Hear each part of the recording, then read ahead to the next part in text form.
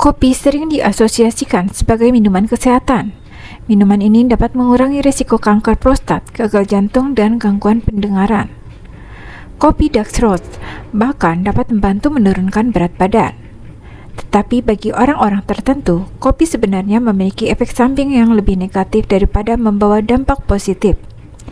Berikut beberapa daftar orang yang sebaiknya tidak minum kopi. Yang pertama, penderita sindrom iritasi usus besar. Kafein dapat meningkatkan keteraturan usus, termasuk meningkatkan kemungkinan diare atau gejala utama sindrom iritasi usus besar atau IBS.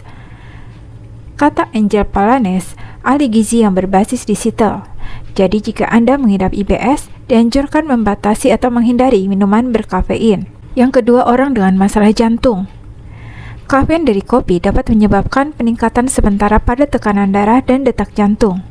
Jadi penting bagi siapapun yang memiliki masalah jantung untuk berkonsultasi dengan dokter untuk mengetahui batas aman kopi untuk dikonsumsi. Yang ketiga, orang dengan diare. Kafein dapat meningkatkan kemungkinan diare atau gejala utama sindrom iritasi usus besar. Yang keempat, orang dengan glukoma. Tekanan intraokular meningkatkan bagi mereka yang menderita glukoma saat mengkonsumsi kopi. Hal itu berdasarkan penelitian terbaru. Jadi dianjurkan untuk membatasi dan menghindari asupan, tetapi diperlukan lebih banyak penelitian lagi. Yang kelima, ibu hamil. Ibu hamil disarankan untuk membatasi konsumsi kafein maksimal 200 mg atau setara dengan 2 cangkir kopi setiap hari untuk meminimalisasi risiko keguguran, kelahiran prematur, serta kelahiran berat badan rendah. Yang keenam, orang dengan kantong kencing yang tak terlalu aktif. Kita semua tahu yang terbaik adalah menghindari secangkir besar kopi sebelum perjalanan jauh, terutama jika istirahat di kamar kecil dibatasi. Asupan kafein dapat meningkatkan frekuensi dan urgensi buang air kecil, kata ahli diet terdaftar untuk Maynard Diary, Sue Heikkinen, MSRD. Yang ketujuh, orang dengan gangguan tidur.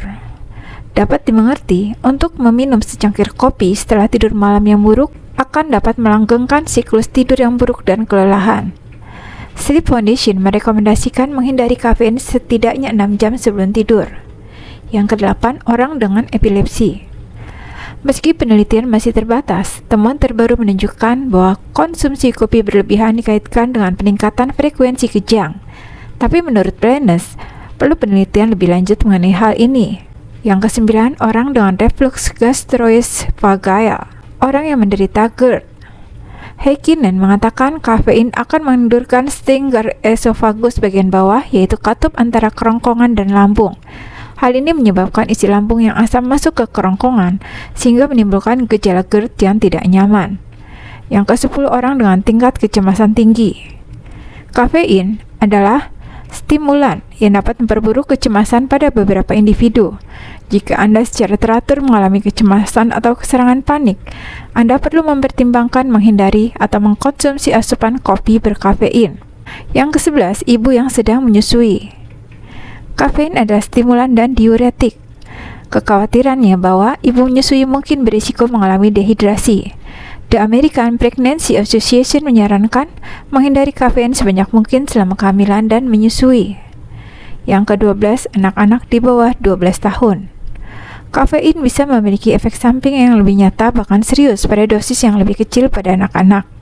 Misalnya, terlalu banyak kafein pada anak-anak dapat menyebabkan peningkatan detak jantung, peningkatan perasaan cemas, sulit berkonsentrasi, dan sakit perut.